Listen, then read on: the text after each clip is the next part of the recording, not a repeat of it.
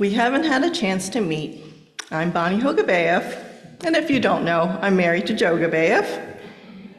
And although I'm happily married now, my dating history previously has been quite the roller coaster. In fact, right before Joe, there was a friend I was interested in. And so at the time, I had just left a long-term relationship. This was in early 2020. And I had this intention of finding my forever person.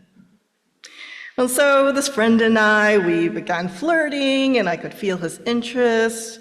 And finally, at a party, he was about to ask me out when a friend walked up and totally threw off his game.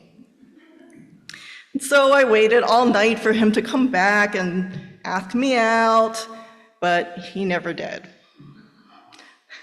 And so I waited for weeks for him to get the courage to give me a call, but he never called. And so I finally thought, you know what? I'm an empowered woman. This is the year 2020. I don't need him to wait. I don't need him to call me. I can be the one to call him. And so I called him and I expressed my interest, and he froze. He admitted that he was going to ask me out, but that he needed some time to think and that he'd get back to me. I was thrown because that was not what I thought he was going to say. I, of course, gave him the space he needed, and in that time, there was this deafening silence. Here I am, I just confessed my feelings, and I was left in this limbo. And I thought, why can't he just tell me what he needs, what he wants? I felt like there was something he wanted to say, but he was too afraid to say it. And as I waited impatiently for his answer, my mind began to wander. And I began to think about all of those times in past relationships when I would be withholding in my communications. Because you see, for much of my life, I was what one would call a passive communicator. A common exchange between me and my exes went something like this. Is something wrong? He'd ask. I'd say, nope. And he'd be like, are you sure? And I'd say, yep. Except that it wasn't fine. Now something was wrong, but I just couldn't say it. And then a week later, it would all come spewing out in a big fight. And so in that week when I was awaiting his answer, I remembered how I would act, and I realized that I was getting a taste of my own medicine. It did not feel good being left in a lurch like that. And worst of all, I realized that my inability to directly communicate made me kind of a gaslighter.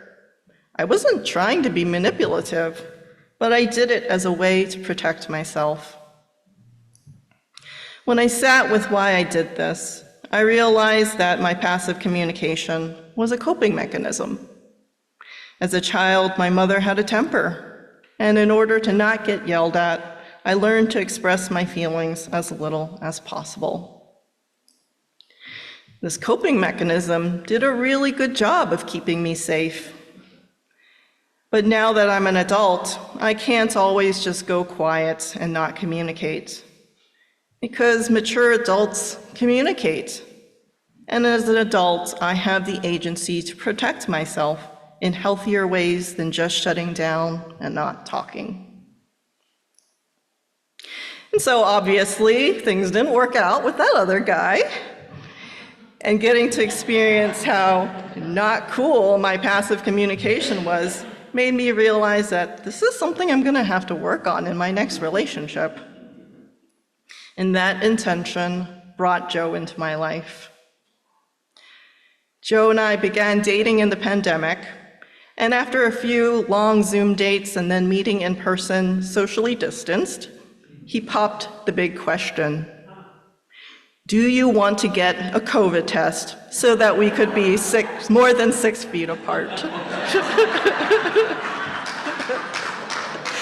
And so as you remember, this was before home kits, so we had to go in and get tested, and then it took a few days for it to come back. And so this was kind of a big deal. After the experience with the other guy, I was impressed with Joe's directness and willingness to ask this vulnerable question, because what he was asking meant he was revealing to me that he liked me, and he wanted to take our relationship to the next level in pandemic terms. Feeling the trust and safety that open communications can bring makes me want to be a better communicator. And so I am trying, but sometimes my shadow still gets the better of me.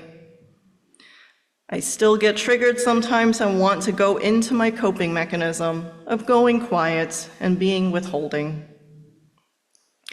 There was a time when I would criticize myself for my inability to communicate, but I found that doesn't really work. Instead, I've found that compassion works better. By giving myself compassion and permission to take a moment to gather my thoughts and feelings, I honor that scared little girl inside by giving her space to take a breath and understand what is going on inside before speaking, and to acknowledge whatever old hurt that's coming up to the surface and tend to that wounded place with self-love. Compassion is also saying to the other person, I need a moment to figure myself out, and actually doing it. And in doing so, I'm also having compassion for the other person, with the understanding that it's hard for them as well when I go quiet. I would like to end with the following quote by Debbie Ford, whom I consider to be the queen of shadow work. We can't fight darkness with darkness. We have to find compassion and embrace the darkness inside of us in order to understand it and ultimately to transcend it.